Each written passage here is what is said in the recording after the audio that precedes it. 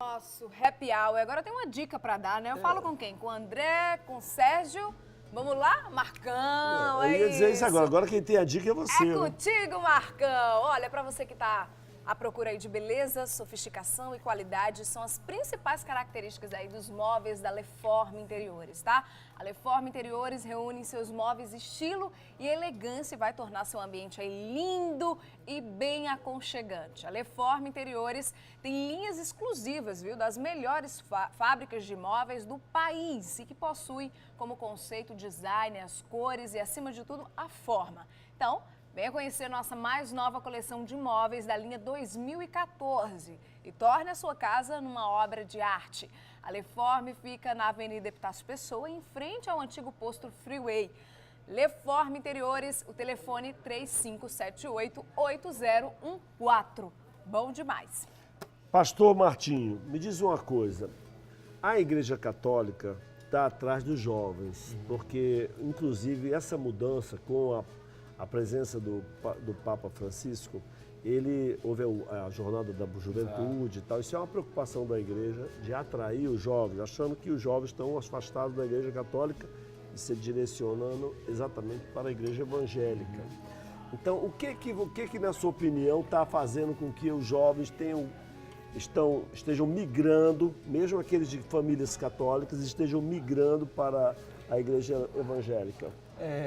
Abelardo, eu acho assim, há uma necessidade, há uma carência do ser humano por Deus. Nós fomos criados para ter esse relacionamento. Você pode, às vezes, substituí-lo. E se você o substitui, por isso que o ser humano é insaciável. Ele sempre vai tentar substituir uma carência por Deus. O jovem não tem essa carência.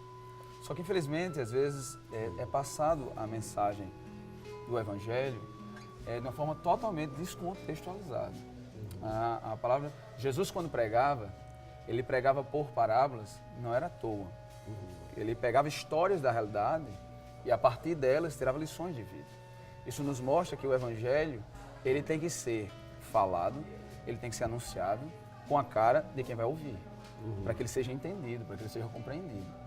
Então, há muito, o Senhor já deixou isso muito claro para a gente sempre tem tentado anunciar o Evangelho da forma como ele é. Algo que é para as nossas vidas hoje. Você não pode anunciar o Evangelho preso a alguns ritos que muitas vezes são até mais fortes do que a própria mensagem. O que nós já há muito tempo vimos foi, o que é importante é a mensagem do Evangelho. E como nós vamos passar essa mensagem? De qualquer forma possível. Se for numa pista de skate, a gente passa a mensagem numa pista de skate. Se for na praia, a gente passa a mensagem na praia. Eu acho que é alcançar o jovem dentro da sua linguagem. Porque o Evangelho é algo assim que é fascinante. Esse seria, então, vamos dizer assim, a receita dos evangélicos, é levar a religião mais para próximo dos jovens, é isso, na linguagem deles, é isso que você está... Eu acho. Olha só, não existe mensagem mais bela, mais fascinante, mais transformadora que o Evangelho. Na primeira pregação de Pedro, após o Pentecostes, 3.000 pessoas entregaram a vida a Jesus. Então, não tem nada mais belo do que o Evangelho. O que é que impede que as pessoas vejam a beleza? Como eu passo, como eu exponho. Então, se eu quero alcançar os jovens, então eu tenho que falar a linguagem dele. Se eu quero alcançar os jovens, eu não posso anunciar um evangelho quadrado, um evangelho enlatado. Eu tenho que falar para o jovem de hoje, que vive os dramas de hoje, que vive os problemas de hoje. Então essa é aquilo que já há muito tempo o Senhor tem nos ensinado a fazer.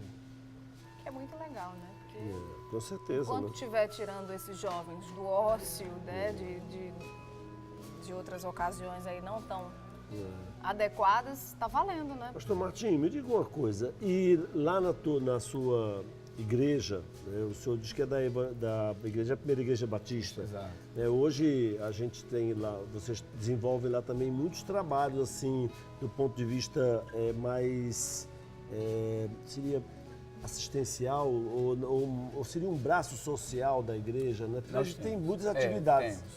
Quais são elas, por exemplo? Bom, a gente tem um trabalho com crianças que é muito belo, que é a Casa Shalom, inclusive com uma vinculação ao Tribunal de Justiça do Estado, que trabalha com crianças que cujos pais, por violência doméstica, drogas e tal, perderam a guarda através de atuação do Conselho Tutelar.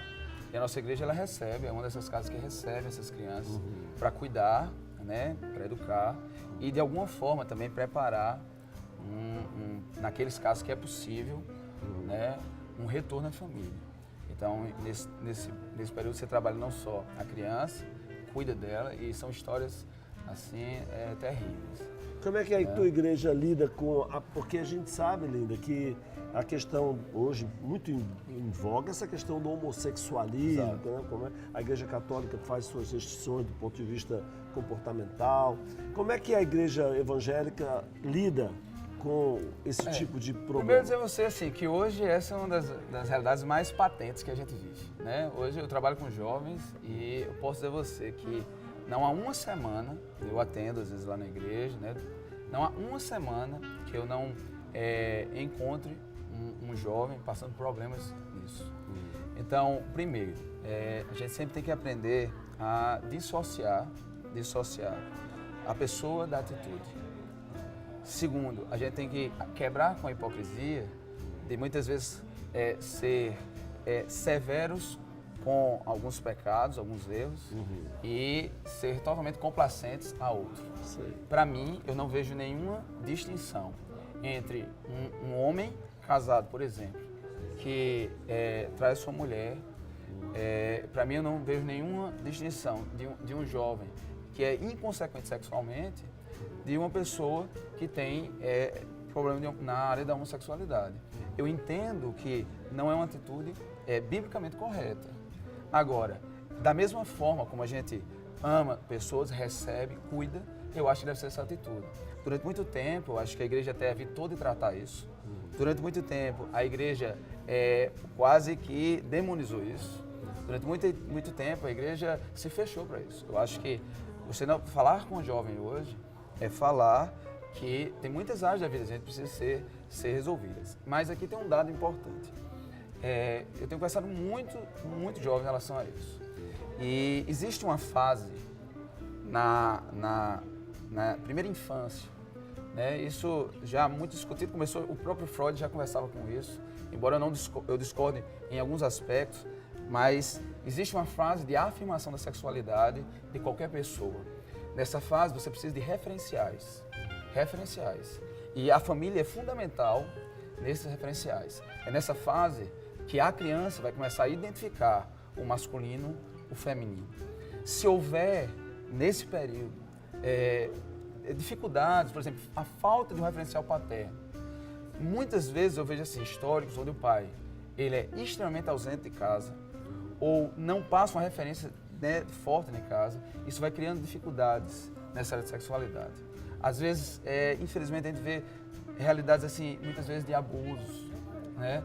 Há, muitas vezes, envolvimentos em pornografia no início da adolescência. Você vai envolvendo-se com pornografia e a curiosidade vai acrescentando, você vai começando a olhar outros sites, a imagem ela fica na cabeça, isso vai levando curiosidade. Rapaz, são tantos casos que a gente vê.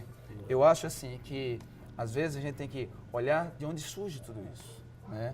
Eu entendo que hoje a mensagem que a gente tem que dar, e é assim que eu converso, dizer, meu irmão, seja sempre bem-vindo e amado. Mas tem áreas na vida que a gente precisa trabalhar. E são essas áreas que a gente pode trabalhar. Entendeu? Eu acho que essa é a ideia. Pois é. Eu acho até que, se tiver tempo ainda, que essa questão que você aborda da pornografia, o que a gente vê também, Linda, é o seguinte, que hoje o cara do computador, qualquer um de nós aqui, se abrir o computador, você vê coisas. Então, eu acho que esse acesso de pessoas adolescentes que vê, me permita, 2 homens com 2 homens, 3 mulheres com 3 mulheres, isso deturpa um pouco o sentido, o significado do relacionamento humano, sexual, amoroso. Quer dizer, deturpa, porque a pessoa que pega e acha normal 2, 3 pessoas estarem numa cama, né, uma adolescente de 15 anos, então aquilo daqui a pouco para ele soa como se fosse natural. Exato. Eu acho que isso é uma coisa também que que vai dentro dessa permissividade que você fala, que é o acesso hoje. O cara pega, a pornografia está em todo lugar. Hoje... O pai tranca o filho num quarto, quando olha, ele está dentro de um negócio desse vendo tudo que tem que ver. Ou que não deveria ver. Ou... Hoje há um apelo sexual em tudo. Às vezes ele não vê o reflexo disso. Eu, por exemplo, nas novelas, os filhos só faltam bater nos pais. Pois é. Nas novelas só falta... às vezes eu digo lá em casa, eu não sou pai de novela, não. Na verdade, eu acho que porque pai de novela ouve tudo. Você já viu isso, Linda? Ouve tudo. O pai só falta levantar... Outro dia o cara levantou a mão pro pai dele aí na novela. Uma dessas novelas aí. Hoje, na verdade, eu acho que há uma crise de valores na sociedade.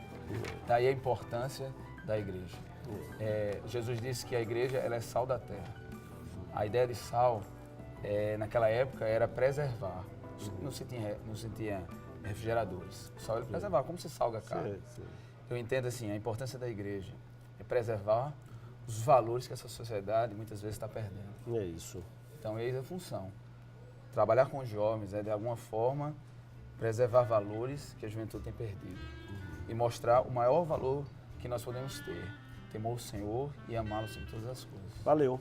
Muito bem. Tá bom? Valeu, Martinho. Obrigado. Martinho, muito obrigado, pastor. Bom trabalho para o senhor lá com a sua juventude. Boa sorte. Boa sorte. Que continue encaminhando essa meninada para o bem. Com certeza. Tá bom? É um privilégio. Pois é, a gente vai ficando por aqui, né, linda? Voltamos amanhã, 5h30 da tarde, ao vivo aqui na RCTV. Do seu jeito para você. Para cumprir toda a promessa.